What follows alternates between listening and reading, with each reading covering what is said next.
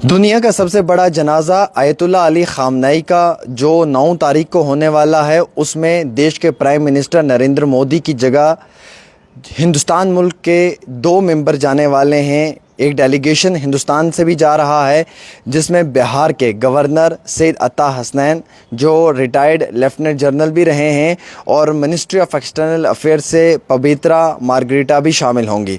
ये दोनों जो है वो रवाना होंगे और इन दोनों के ज़िम्मे ये एक बहुत बड़ी ज़िम्मेवारी की है, और ये दोनों ईरान में इंडिया को रिप्रेजेंट करेंगे। ईरान के ताल्लुकात इंडिया के साथ बहुत बेहतर हैं। उन ताल्लुकात को देखते हुए ईरान के जो प्रेसिडेंट हैं मसूद, उनकी जानिब से एक फॉर्मल दावतनामा हिंदुस्तान मुल्क के प्राइम मिनिस्टर नरेंद्र मोदी को भेजा था, जबकि देश के prime minister Narendra Modi already Australia, New Zealand और इंडोनेशिया के टूर में बिजी हैं, लिहाजा वो नहीं जा सकते हैं। उनकी जगह lieutenant general retired Syed Ata Hasnain, जो बिहार के गवर्नर हैं, और ministry of state for external affairs से पवित्रा मार्गरेटा शामिल होंगे। 4 जुलाई को 2026 को ये हिंदुस्तान से रवाना होंगे। इस तरीके की बातें सामने निकल कर आ रही हैं। और ये जो सरमनी है, ये तेहरान, कौम और मुशाद के शहर में होंगी 4 से लेकर 9 तारीख तक। 9 तारीख को जो है वो तदफीन अदा की जाएगी, और इसी हवाले से इंडिया की तरफ से इस जनाजे में शामिल होने के लिए 2 मुखिया लोग डेलीगेट्स जा रहे हैं, जिसमें कि lieutenant general retired Syed Ata Hasnain, ये बिहार के मौजूदा गवर्नर हैं और उन्हें इस डेलीगेशन का हिस्सा बनाया गया है। दूसरा, पवित्रा मार्गरेटा, ये भारत की union minister for state of external affairs यानी कि विदेशी मंत्रालय की राजमंत्री हैं, तो इन्हें भी उसमें भेजा गया है। ईरान के जो प्रेसिडेंट हैं और ईरान के प्रेसिडेंट ने देश के प्राइम मिनिस्टर नरेंद्र मोदी को बुलाया था, लेकिन उनका पहले से ही ऑस्ट्रेलिया, इंडोनेशिया और न्यूजीलैंड का टूर था, इसलिए वो नहीं जा सकते हैं। यह रस्म 4 जुलाई से लेकर 9 जुलाई तक ईरान के अलग अलग शहरों में जैसे तेहरान, कौम और मुशाद में होगी। हमारे पास जो जानकारी है उसमें लिखा हुआ है कि जो बिहार के गवर्नर हैं, मौजूदा गवर्नर हैं, और इंडियन आर्मी के एक बहुत ही रिस्पेक्टेड रिटायर्ड लेफ्टिनेंट जनरल हैं, इसलिए उन्हें भेजा जा रहा है क्योंकि उनके पास एशियन जियोपॉलिटिक्स और सिक्योरिटी मैटर्स पर गहरा तजुर्बा है। उन्हें भेजने की एक ये वजह भी है कि वो भारत के एक प्रोमिनेंट रिस्पेक्टेड शिया मुस्लिम फेस हैं, जो शिया मेजॉरिटी ईरान के साथ एक मखसूस सिविलाइजेशन और रिलीजियस कनेक्शन को ज़ाहिर करती है। वहीं जानकारी के मुताबिक जो पवित्रा मार्गरेटा हैं, ये भारत सरकार में ministry of state for external affairs विदेश मंत्रालय की मंत्री हैं, तो इन्हें भी भेजना बहुत ज़रूरी है क्योंकि आसाम से आने वाली राज्यसभा एमपी हैं।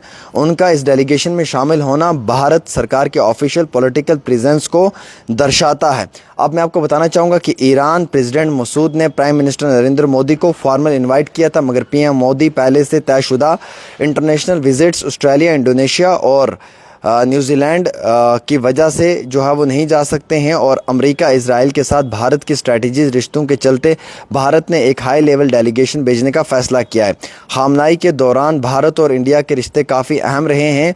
चूँकि पोर्ट प्रोजेक्ट पे इंडिया काम कर रहा है, इसलिए भारत ने एक सीनियर यूनियन मिनिस्टर और एक गवर्नर को भेजकर ईरान के साथ अपने पुराने सिविलाइजेशन टाइज़ की अहमियत को बरकरार रखना है और रखना चाहते हैं। 4 जुलाई से लेकर 9 जुलाई तक ये रस्में चलेंगी। ये रस्में जो फेयरवेल है, जनाजे की नमाज और बाकी चीज़ें तेहरान, कौम शहर में होगी।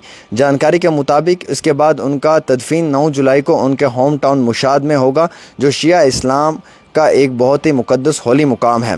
भारत और ईरान के रिश्ते बायलैटरल जो रिलेशंस हैं, सदियों पुरानी सिविलाइजेशन, कल्चरल, संस्कृत ताल्लुक़ पर मबनी है।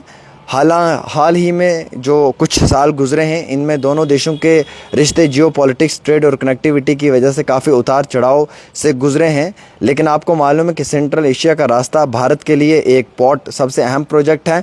इसके ज़रिए भारत पाकिस्तान को बाईपास करके सीधा अफ़गानिस्तान और सेंट्रल एशिया तक अपना व्यापार पहुंचा सकता है। लिहाजा यूएस सैंक्शंस की वजह से इस प्रोजेक्ट पर काफ़ी रुकावटें आई हैं। भारत सरकार ने 2026 के यूनियन बजट में इसके नए फंड्स का ऐलान नहीं किया, क्योंकि भारत ने अपने पहले से तयशुदा 120 मिलियन का कमिटमेंट पूरा रखा हुआ है। हाल ही में दोनों देशों ने इस पर एक पूरी मखसूस बात भी की है और हाई लेवल टॉक्स पर दोबारा फोकस पर बात हुई है। एक वक्त पर ईरान भारत को क्रूड ऑयल सप्लाई करता था, और वहीं दूसरी तरफ सप्लाई करने वाला दूसरा या तीसरा सबसे बड़ा देश था। यूएस के मैक्सिमम प्रेशर सैंक्शंस के बाद भारत ने ईरान से तेल लेना बंद कर दिया, लेकिन जून 2026 में ईरानी पेट्रोलियम मिनिस्टर मोहसन ने भारत का दौरा किया और नई से एनर्जी और इकोनॉमिक टाइज को मजबूत करने पर बातचीत शुरू की है। भारत के रिश्ते इसराइल और अमेरिका के साथ बहुत मजबूत हैं।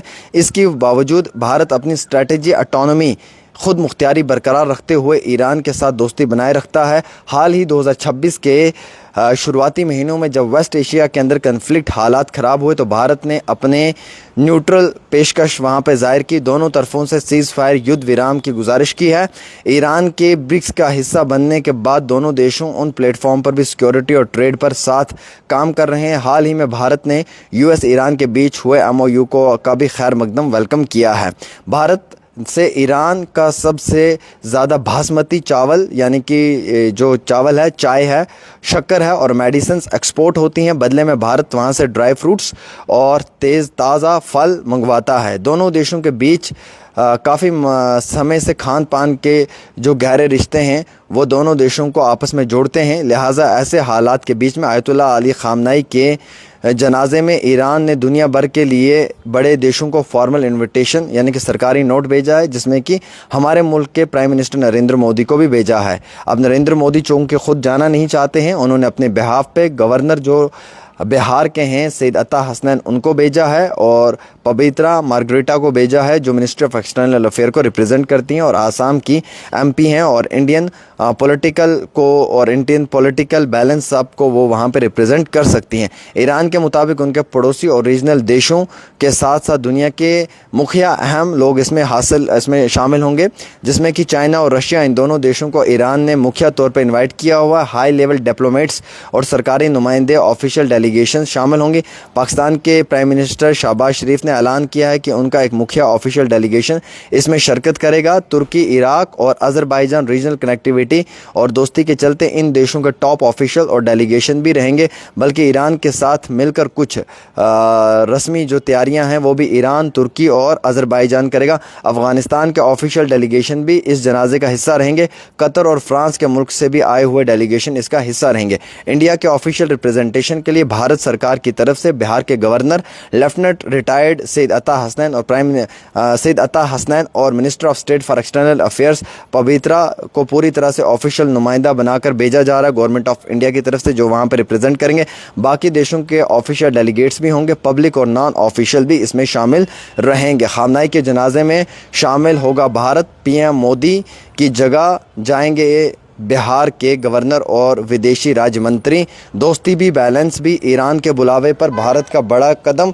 जनाजे में शामिल होना तहरान रवाना होंगे दोनों बड़े ऑफिशियल डेलीगेशंस। तो ये प्रॉपर ख़बर है जो मैं आप तक पहुंचाने की कोशिश कर रहा हूं और ये ख़बर इसलिए आप तक पहुंचाई ताकि आप इसको प्रॉपर तरीके से समझ भी सकें।